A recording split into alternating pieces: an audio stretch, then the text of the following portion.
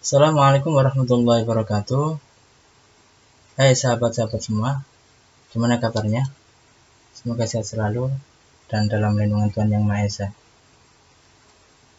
Oke, kembali lagi di channel saya yaitu John Santri, dimana channel ini adalah khusus untuk penyampaian materi-materi terkait pembelajaran di kelas saya. Oke, langsung saja kita akan membahas materi pada kesempatan kali ini, di mana materi pada kesempatan kali ini adalah materi kelanjutan dari pembelajaran kita yang kemarin, di mana materinya sudah saya share di grup WA ya. Dan untuk menindaklanjuti atau melanjutkan materi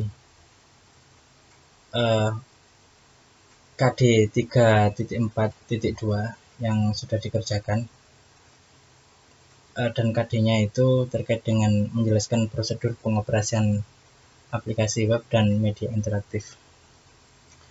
Dan saya asumsikan di sini adalah teman-teman semua sudah memahami tentang materi itu. Perlu saya sampaikan kembali bahwa untuk mapel saya, di mana outputnya atau produk akhirnya, saya ingin nanti kita sama-sama, dan itu akan menjadi bagian dari produk yang harus teman-teman kumpulkan, yaitu kita akan membuat sebuah produk media atau produk multimedia terkait dengan media interaktif, yang mana kita fokuskan adalah pembuatan media pembelajaran interaktif. Jadi perlu saya garis bawahi di sini adalah media pembelajaran. Sebenarnya banyak sekali sih media interaktif itu. Bisa contohnya adalah sebuah company profile, atau mungkin personal profile, atau mungkin profil-profil yang lainnya, atau mungkin media tutorial, pembelajaran dan sebagainya. Itu juga bisa. Tapi yang kita fokuskan pada kali ini, produk yang harus dikumpulkan oleh teman-teman adalah media pembelajaran. Yang kemarin di materi yang minggu kemarin itu sudah saya sampaikan bahwa untuk membuat sebuah media atau sebuah aplikasi media interaktif itu bisa kita lakukan. Tapi sebelum kita lebih jauh lagi untuk membahas terkait dengan materi itu, perlu diketahui oleh teman-teman bahwa nanti ada beberapa tahapan-tahapan atau potongan-potongan video yang akan saya share sebagai materi saya. Jadi nggak akan saya share secara full, tapi akan saya jadikan beberapa seri atau tahapan-tahapan.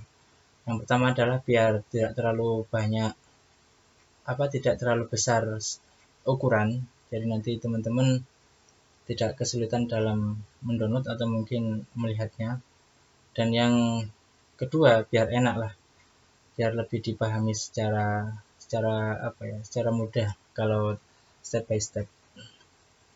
Oke teman-teman, kita lanjut ke materinya.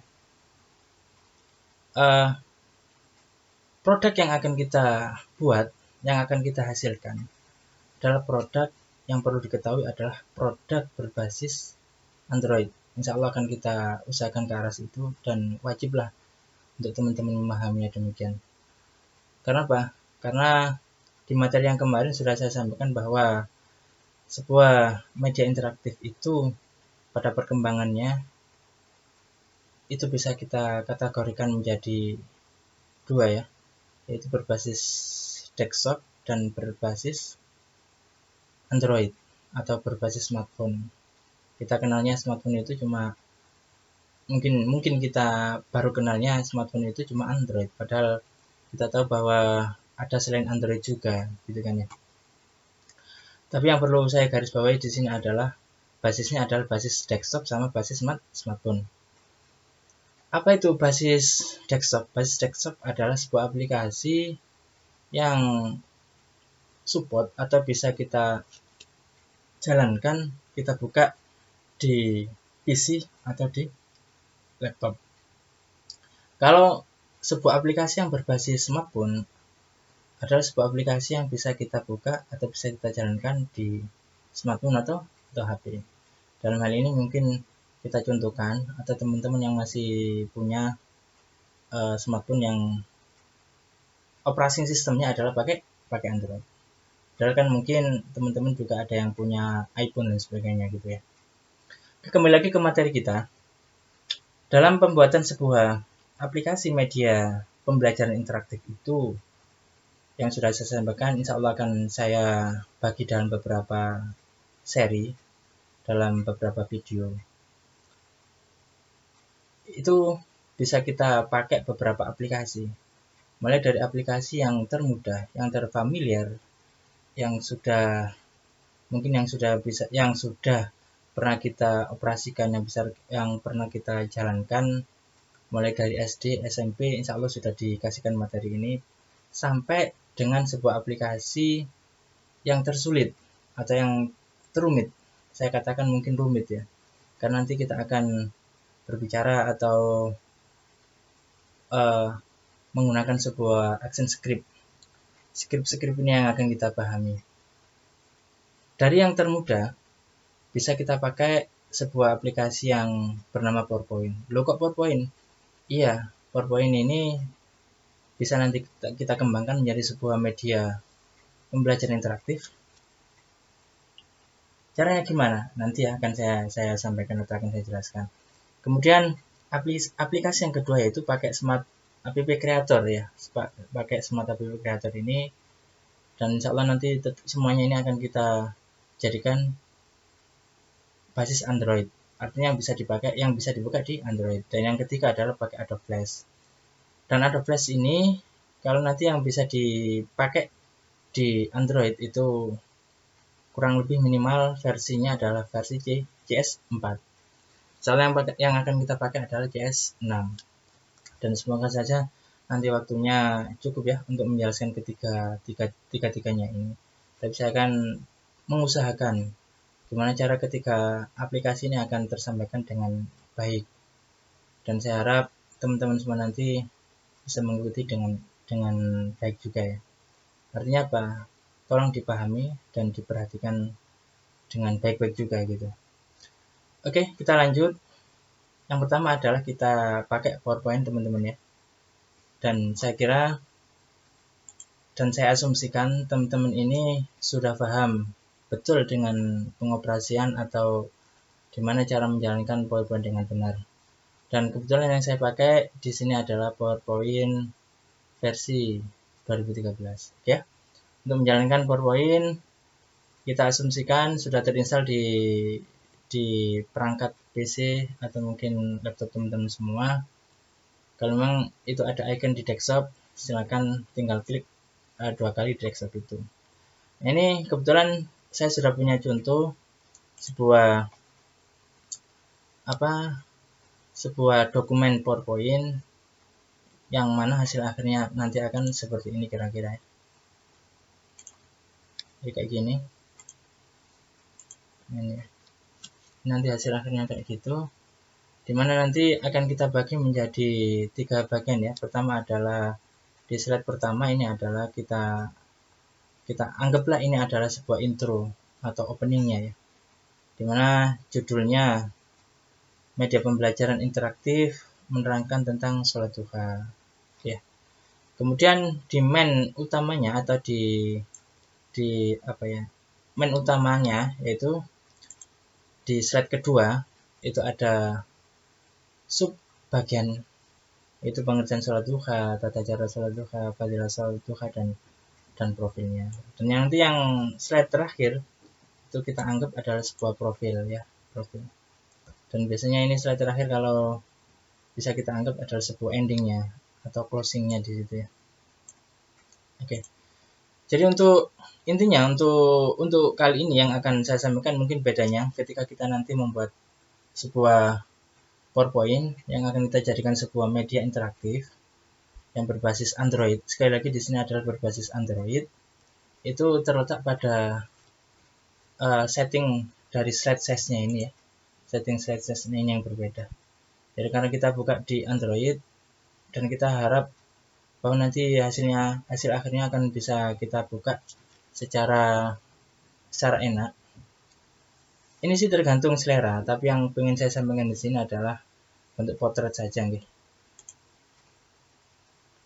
Bentuk potret. Jadi bisa kita pilih nanti adalah bentuk potret maupun landscape. Tapi yang ingin saya sampaikan di sini nanti yang kita buat adalah bentuk potret. Potret itu artinya apa? Memanjang ke atas. Kalau landscape memanjang ke samping. Oke. Oke, itu ya, nanti kira-kira demikian. Oke, pertama yang harus kita lakukan adalah yang jelas adalah membuat sebuah dokumen baru. Klik file tadi ya. Klik file, kemudian cari new, kemudian cari blank presentation ini sini. Jadi kayak gini ya. Ini tampilannya. Dan saya berharap bahwa yang teman-teman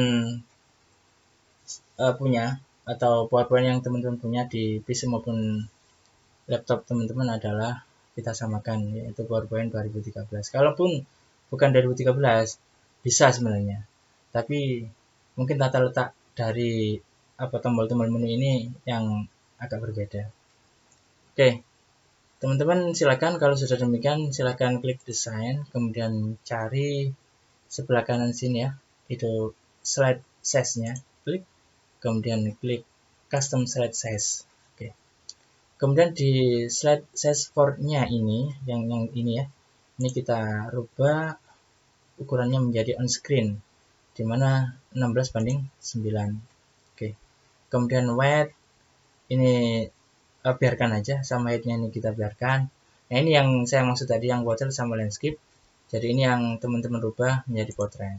Ya. Ini portrait juga. Kalau sudah klik OK. Kemudian kalau sudah klik maximize, maka tampilannya akan memanjang kayak gini. Oke. Nah, sekarang teman-teman, karena ini saya asumsikan teman-teman sudah mahir, sudah paham betul terkait dengan PowerPoint. Nah, ini. Nah, sekarang teman-teman bisa menuliskan materi-materi yang seperti contoh yang sudah saya perlihatkan tadi. Di sini bisa ditulis judul dulu ya, atau di sini adalah openingnya. Kemudian untuk slide berikutnya main utamanya, dimana kayak gini tadi ya, slide bukannya tadi kayak gini. Kemudian di sini ini utamanya, dan nanti akan kita kasih musik, kita akan kasih tombol-tombol juga kayak gini. Dan biar tampilannya bagus, gimana caranya? Saran saya, ini tip dari saya, silakan teman-teman untuk menyiapkan seperti saya kayak gini ya. Nah kayak gini. Ini disediakan dulu, baik itu mulai dari gambar-gambarnya untuk backgroundnya, kemudian tombol home-nya, tombol next-nya, kemudian background-nya, oke ya, kayak gini. Ini tombol musik on off-nya, ini sudah saya siapkan semua. Biar bagus nanti tampilannya. Kalau sekedar membuat sih nggak usah kayak gini juga nggak apa-apa, tapi saya pengennya adalah kita membuat sebagus mungkin ya. Kita usahakan membuat sebagus mungkin. Oke teman-teman ya. Sekarang coba teman-teman buat dulu. Nanti kalau ada kesulitan bisa hubungi saya secara pribadi atau japri saya di nomor WA saya yang sudah teman-teman miliki itu. Oke, demikian materi untuk tahap 1 terkait dengan pengoperasian atau pembuatan media pembelajaran interaktif pakai PowerPoint. Oke, kurang lebihnya saya kira. Assalamualaikum warahmatullahi wabarakatuh.